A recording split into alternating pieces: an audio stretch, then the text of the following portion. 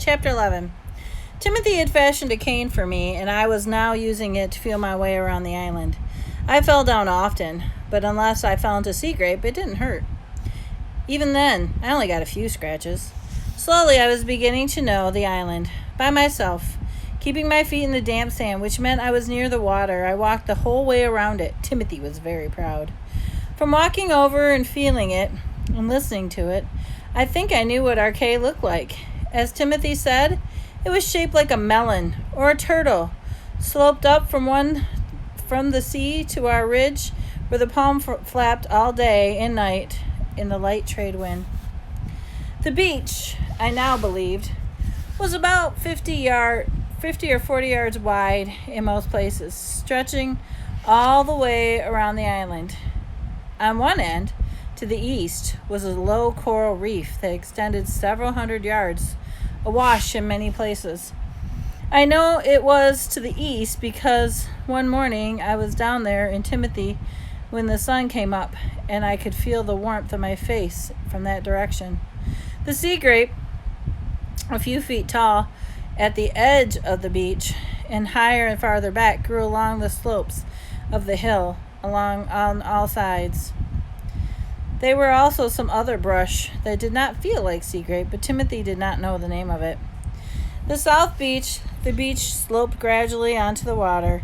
On the north side, it was different. There was submerged coral reefs and great shelves.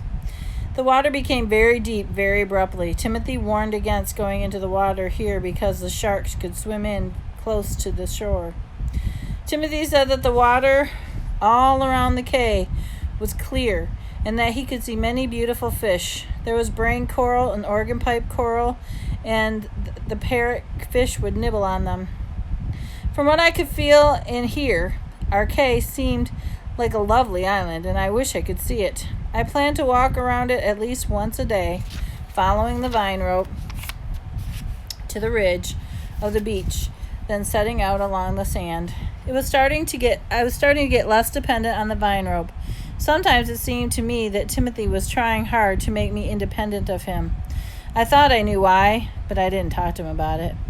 I did not want to think about the possibility of Timothy dying and leaving me alone on this Cay. Because the rain the night before had made us hopeful, I think both of us did our chores with one ear to the sky, listening for the sound of engines. But all day we heard nothing familiar, just the familiar sounds of the surf and the wind and the cries of the seabirds. That night after dinner, Timothy said, "No aircraft. This island must have zombie." "Don't talk nonsense, Timothy," I said. "Devil spirits be hassling and molesting us," he said darkly. "And we don't have a chicken or grains or corn to chase them away." I said, "Timothy, you can't really believe in that. My father told me about Obadiah or voodoo in the West Indies. It had come over from Africa, of course. Haiti was the worst of all for it. But there was some practice on all the islands. It was mixed up with a religion and witch doctors." I knew he was looking at Stu Cat when he said that maybe that outrageous cat have the zombie. "He's just an old cat, Timothy," I protested. Recalling everything that I had read, Timothy said, "He came aboard the raft and we got separated from all else. And then young boss got dark eyes, giving me exceeding trouble. Then we float up to this humbug in Devil's Mouth." Angrily I said, "Timothy, Stu Cat is not Jumbie. You leave him alone." The old man got silent, and I was suddenly worried for Stu Cat's safety. Timothy stayed by me all night, but in the morning, when I awakened, he was gone, and so was Stu Cat. I crawled out of the hut and began to call for Stu. When I called for Timothy, there was no answer. I went down the hill and headed up to the beach towards the reef. Voodoo was silly. I knew that, but it was also frightening. I could understand why Timothy thought Stu Cat was Jumbie. I decided to circle the island to find them, using my cane to feel the way, to touch driftwood or coral ledges that tide might have uncovered. I moved them with the damp sand, calling out now and then. When I reached the north side, Timothy answered, "Morning, Philip." I asked him where he'd been. He laughed. Oh, there's a little place I go here. I have been here on this beach. Where's Cat? Timothy was silent. I asked again. I'll be getting my own self a lizard, maybe. He answered, but there was something conniving in his voice. All that while I could hear scraping and noise and occasionally a ring of metal. What are you doing? I asked. Cutting a piece of wood, he replied. Why would he be down on the North Beach this early cutting wood? I knew he had plenty for the fire. And you haven't seen Cat? Not an air, he said. I wanted to see what he had in his hands, but I didn't have the courage to walk up and touch it. I said, Timothy, I'm very hungry. I felt his hand on my wrist. He said, oh, we'll go to the hut. He fixed me breakfast. We ate, and then without a word, he slipped away again. Usually, he kept his hunting knife in the tin box that had stored our biscuits. Also, in that box, there were dry matches. We had the left and a few pieces of stale chocolate, the small things that Timothy had salvaged from the beach, or from the raft. I felt a few nails and hinges that had been on the raft trap door, and some short lengths of rope, and a piece of cork, and several small tin cans, and there was a small roll of something that felt maybe leather. Nothing was missing except the knife. And I knew he'd taken it to the North Beach with him.